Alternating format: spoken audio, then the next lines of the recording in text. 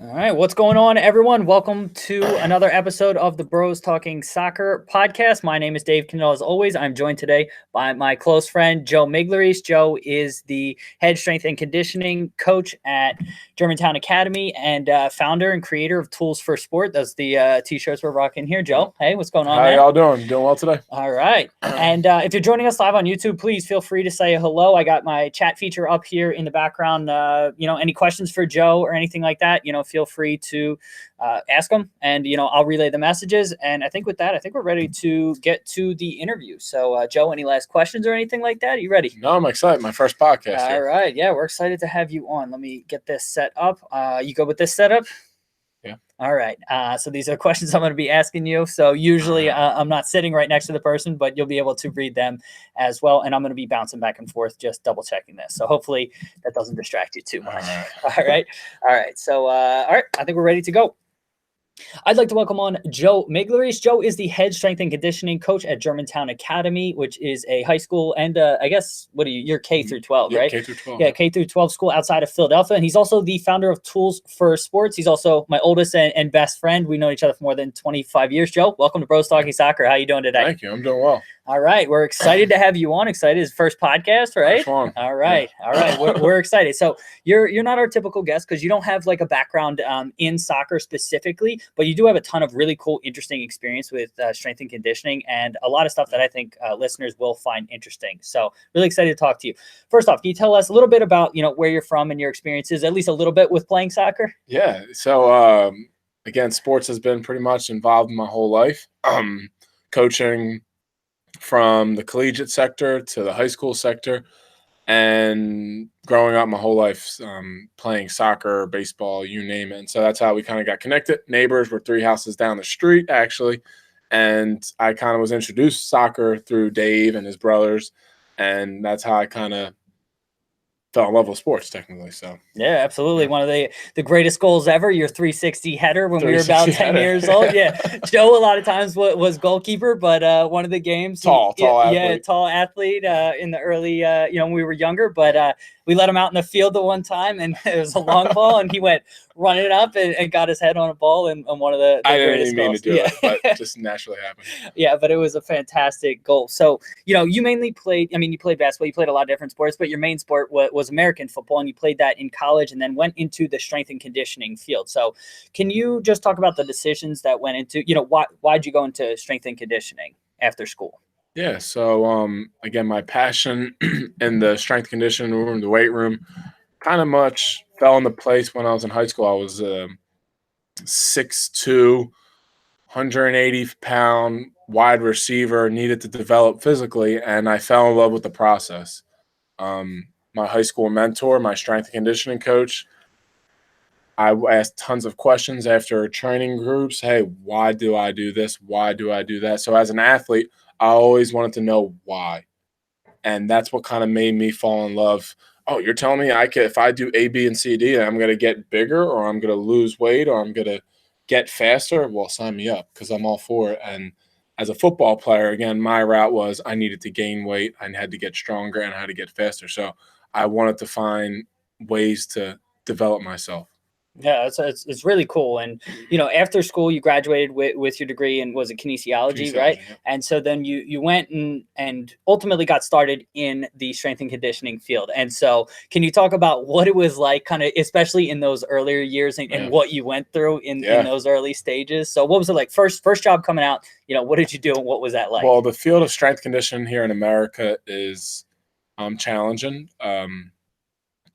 Pretty much you have to go learn from the best if you want to be the best. So myself, after I was done at the University of Rhode Island, I went to Penn State, where a former high school alum was the head strength coach, Craig Fitzgerald. He was at Penn State under Coach O'Brien, and pretty much everything fell from there. Went up there, had an interview. He said, "When can you start?" I said, "Tomorrow."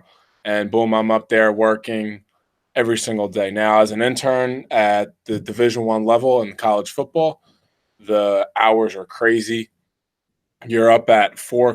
What we did there, I usually worked out before the first training session. We actually trained at 4 in the morning before the first group even started. So our first session was at 4 as a staff. We would train for an hour, hour and a half, take a shower, and boom, 5:30 hits. And now we're getting ready to set up for your first training group at 6 in the morning. From there, we usually had 6, 7, 8, and then we had a group at 11. And then after that, we usually had practices. And from there, after school was finished and practice was over, I was pretty much a swingman. I would go from lacrosse to fencing to wrestling to women's volleyball, and I was kind of just helping out. So I was coaching from technically 5:30 in the morning all the way to 8 p.m. every single day, 7 days a week. Yeah, and that's incredible. I mean, the amount of time that you put into it, but also, I mean, I'm sure incredible learning experiences through all that, but it's got to just wear on you. And so from that, you were at Penn State for a year, right? A year. And then you went to Appalachian State, Correct, right? And yep. you did that for about 2 years. I was there for 3 and a half. Yeah. All right. And was it a similar thing to Penn State, or what were the differences between Appalachian State and Penn State? Job title wise? Oh, job title, but also responsibilities. Were you doing the same things? Yeah. So, moved into North Carolina down in Boone and started as a part-time, again, slowly building up the chain. Usually as a strength conditioner, you have to learn, you experience what you like, and you go from there. Maybe I don't want to be in the college sector. Maybe I want to go to high school. And so you start asking those questions, right? The why, the who, and the how.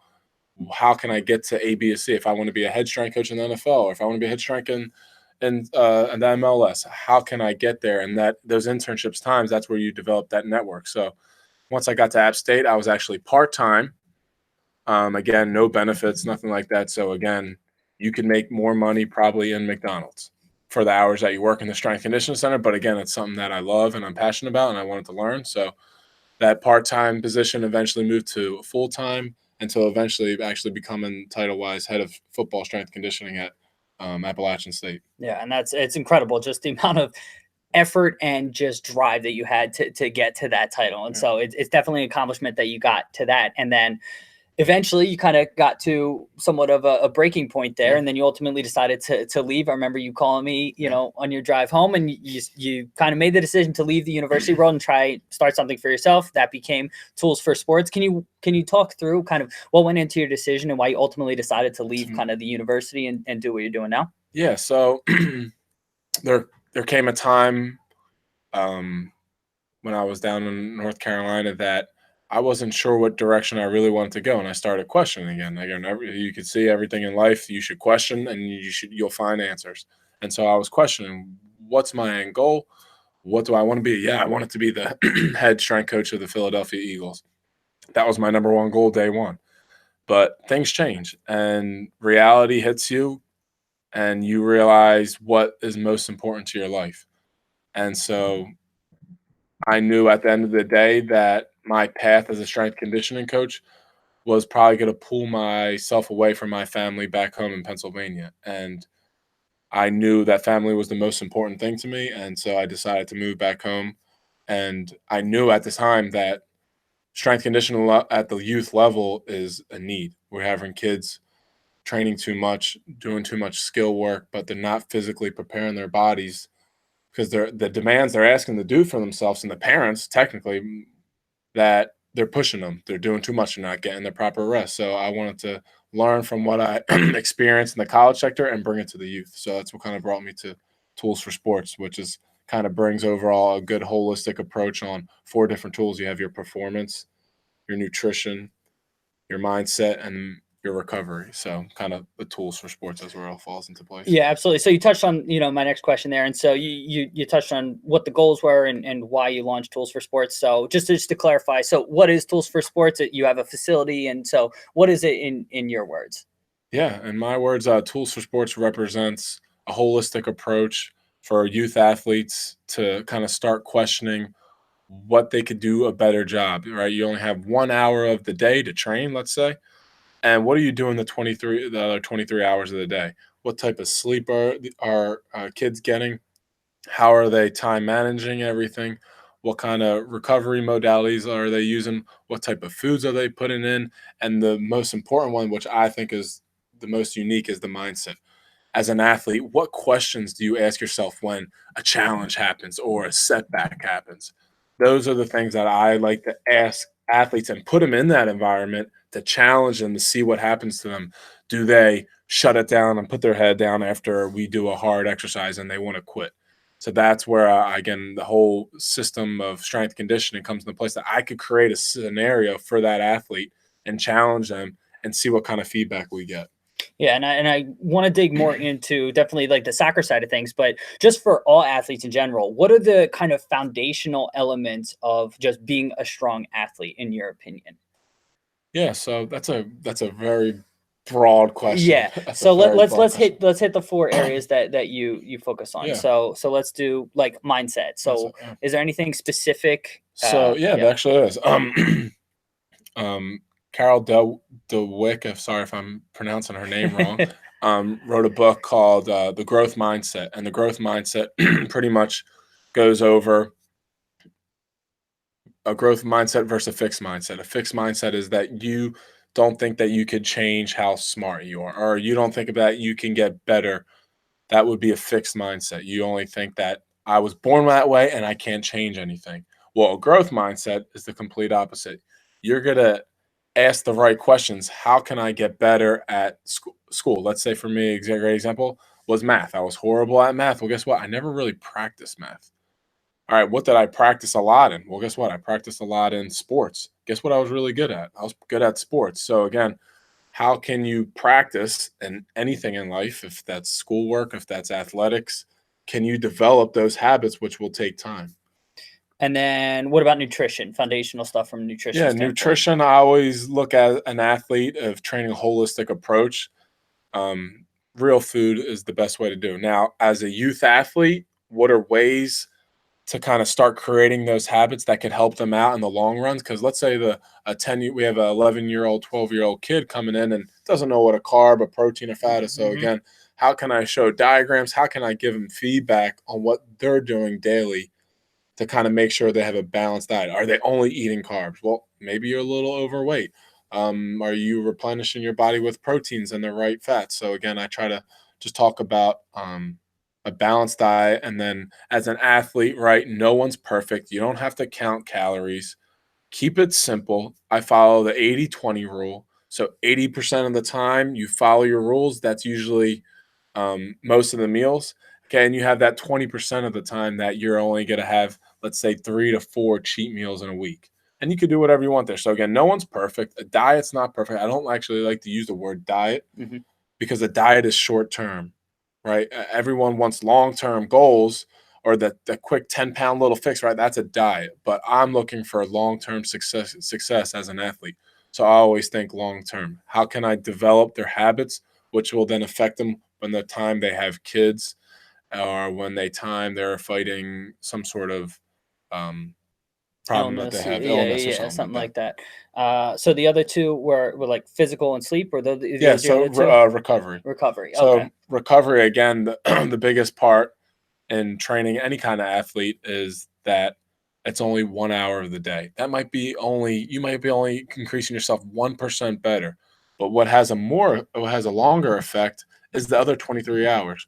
Are you waking up on time? Are you sleeping in? Are you hydrating yourself?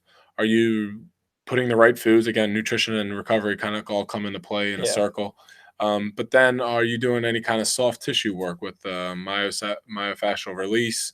Are you What's that doing for people that may not know? someone who, let's say, a foam roller? So you roll out your quads, you roll out your calves. Again, working on the soft tissue. That would be some things that we do before every single session to help our athletes prepare to train.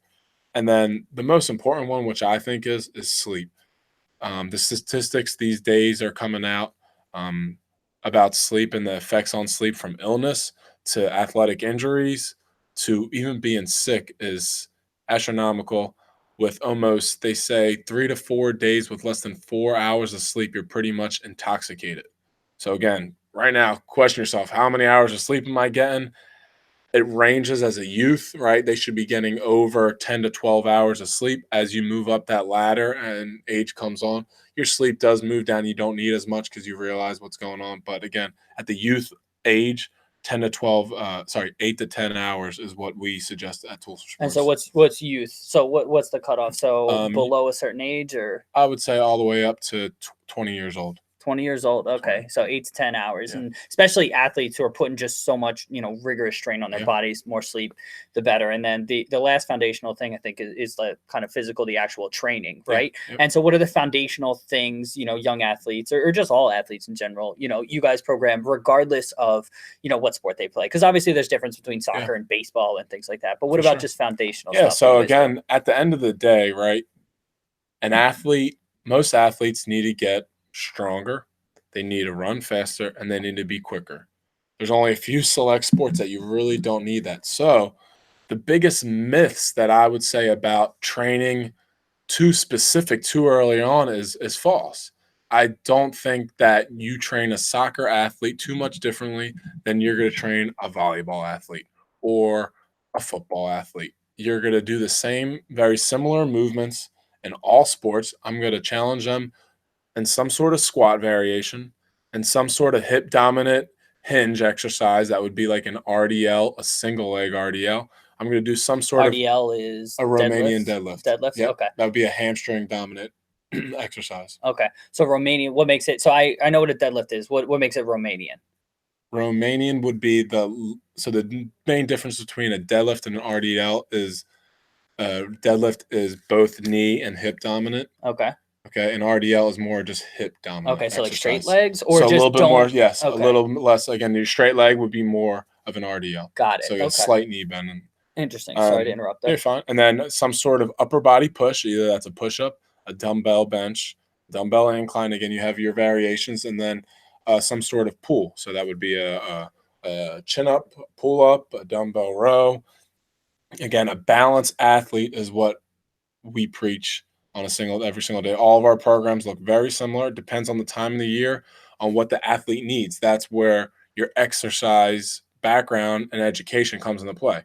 Your programs, I could change my programs up just off of the rep schemes and totally make it different for power or strength. So that's where it gets. But at the end of the day, if you look at a football workout and you look at a soccer workout, they're pretty much very similar. I want my athletes to be on one leg. I want them to feel strong on one leg, and I'm going to train them linear speed, and I'm going to train them lateral acceleration. So I want them to learn how to shift their body and be in better positions to kind of decelerate and to accelerate.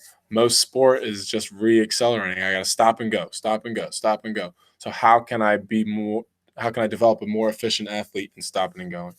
It's interesting stuff. Now, I remember when I was growing up, there was a certain age where you weren't supposed to lift weights, or you had to be really careful with that. Yeah. Is there do you have a specific age? Does it really vary per Yeah, kid? so, Or how do you approach that? Again, looking long term, the earlier we teach physical education, the better. If I can teach a 60-year-old to learn how to balance on one leg, to learn how to squat and control, to learn how to crawl, to learn how to skip, to learn how to run, all the way up to 10 years old, you're going to have a lot of success and ready to prepare for that next phase for maybe a little bit of weight or your more traditional strength conditioning. But again, growing up, those are the challenges that I think we could do a better job in our physical education here in America. Yeah, absolutely. So you touched on a lot of things like that are similar between training athletes, and obviously, or I don't know, maybe it's not obvious, but you did train college athletes and maybe even high school. Are there differences when you do train soccer players versus other sports? Is there anything specific that you train soccer players, for? Yeah, so again, you always look at a program or the athlete and what they need. So the first thing you're going to do is a need analysis. You're going to look at what's going on and the trends on the team. Okay, are they pulling a lot of hamstrings? Are they pulling a lot of groins? Where are the injuries at, and how, as a coach, can I help prevent those? Now, also, you want feedback from the coach. Hey, guys need to get quicker off the ball. They need to be quicker on the ball. Our defenders are falling over. Okay, as a coach, I'm looking. Okay, I need to do A, B, and C, and D. All right, so now I'm going to program that. But again, if you look holistically, that's all very similar. You have offense, you have defense in most sports. Again, you have offense and defense. That athletic stance, a good foundation athletic stance, you can't get away. What tends to happen, let's say on a defender, you look at a defender, their feet might get too close and they don't have a base and someone else is going the other way. Well, guess what? That defender just got beat. Yeah. Probably because their footwork is not in the right position. So how can you teach a balanced stance and be able to change directions simply? And then again, as the injury standpoint, how can I help possibly reduce the amount of hamstring injuries that happen, or let's say quad pull? So again, you would want to strengthen those groups of muscles before the season kicks off. Yeah, and I remember we'll try to do this over podcast. I don't know how well it'll come through, but I remember you explained to me what's a good athletic stance, and it's pretty translatable between no matter what sport you're playing. So can you describe what is like the best, athletic stance for so people? Again, each sport is slightly different, but again, if you look at sports is all a game of angles and what type of angles your body create. So again, if these are my feet here, okay, these would be, if you can kind of see. There you go. So people just listening to the podcast, make sure you check out the video as well. But you see Joey. All right. We'll try to turn this around. So you're getting a nice view of the my family's basement here. All right. So you got Joey here in this angle. I'm going to try to move the mic. Hopefully this doesn't make too much noise, but bear with us. All right. We got Joe in a stance here. All right. So again, right now, the best thing that I could do is jump straight up. So I have straight lines. I bend my knees and I jump, right? Bend and jump. As my base gets wider, okay, we develop what I call shin angles. Your shins dictate in which direction you could push. So right now, what it looks like, my body wants to go to this direction. Again, my angle of my shin is pushing this way. Again, if I shift my weight, I'm in a balanced stance. My knees are both actually inside my toes. I'm on the ball of my feet. My toes is slightly in front of my nose is slightly in front of my toes, and I'm in a well-balanced position. From here, I could shift left or right as quick as possible. So again, those shins kind of dictate. Now, what tends to happen is, your athletes are shuffling, their feet get too close. From here, I can't do a good job of going left and right. Or they get too long.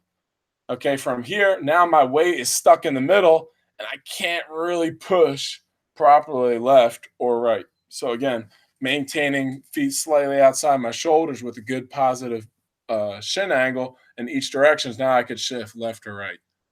So kind of a quick little that's excellent demonstration there. And so I think podcast listeners should be able to get it as well. But definitely check out the video as well on YouTube. And we'll link that in the podcast description. Let me put that angle back up. Awesome stuff there.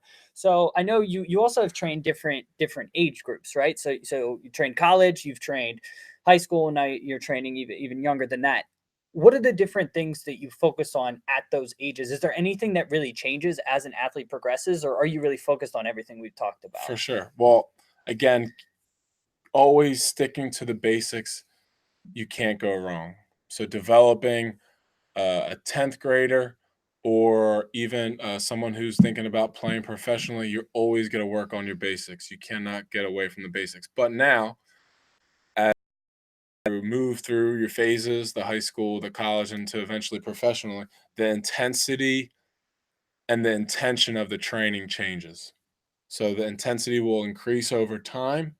As your central nervous system adapts, things will get harder because as people, we adapt. Whatever kind of stress that I'm going to throw at you, you're going to find a way to figure it out. So as you train, you have your peaks and then you have your valleys. You have your peaks and you have your valleys, and everything is up and down, and you need time to rest and you need time to train again. And so ideally, in a perfect world, everything is linear and everything keeps on moving up. But again, what happens and what we see often is injuries, something crazy happens, an ACL. And so that's kind of the goal, is to slowly build. It's a slow process. Nothing is instant. That's why I kind of fell in love with the whole process, that it's not a double like. I need to be consistent for 3 months at a time if I want to get stronger. I have to be in the weight room 2 to 3 times. If I need to work on my mobility, which is a huge part of what I do on a daily basis, I need to focus on my mobility. If I can't bend at my hips, if I can't flex my ankles, that's a problem if I'm an athlete. So those are all types of things that we kind of work on. Yeah, and so from a youth to an elite, just comparing them, I mean, it's pretty much the same stuff, but it's just adding whether it's neurological complexity Yep, or just intensity, whether it's weight, whether it's explosiveness or things exactly. like that. Yep, Those are the main differences. the main differences. Yeah, it's interesting stuff because, yeah, I mean, it all comes back to a lot of the same principles, but it's just just ratcheting The them up. principles, yeah, the Yeah, principle of strength conditioning will never change. It's just the how you do it. It's linear. I need to start here to get to B. If that makes sense. yeah, absolutely. So I'm sure we have people of all different age groups and all different fitness levels and things like that. Is there anything that you can recommend? Let's say either 3 or 4 tips for people, like if they want to improve themselves athletically, like maybe they Yeah. play in a men's league, or maybe they're a young athlete trying to get better. Maybe they're getting ready to go to college and playing college. Is there any, what are the most important tips for them that you would have? Yeah. My first tip would be again, stay active. Don't lose it. Because then it's always a harder process to return from there. So as you're going through your stages as an athlete and you do finish up with soccer, right? Make sure you maintain some of those principles. Again, as a 30-year-old now, and what I do very similar movements as an athlete. I always try to do some sort of power output, either some sort of med ball slam or some sort of sprint or some sort of change of direction when I train, and then I'll go into my strength phase.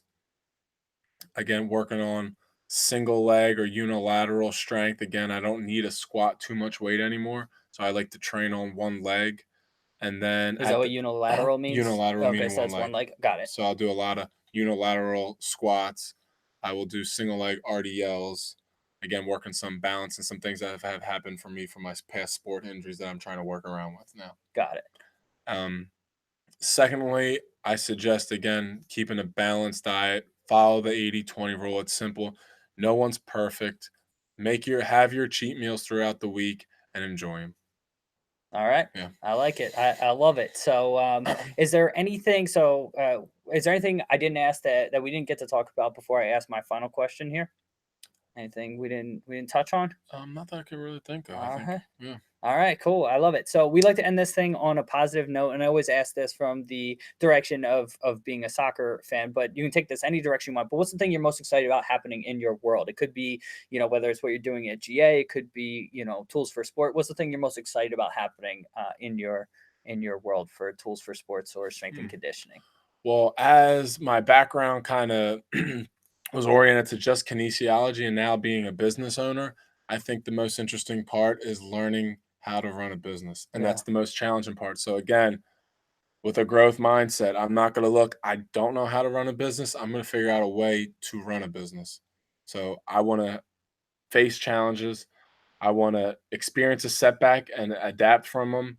And I want to thrive in any kind of scenario that I'm thrown in. Yeah, I love it. And we didn't I meant to ask this earlier and we kind of got away from it, but I did want to dig into that because I mean, I'm still trying to figure out, business and all of that stuff, being a business owner.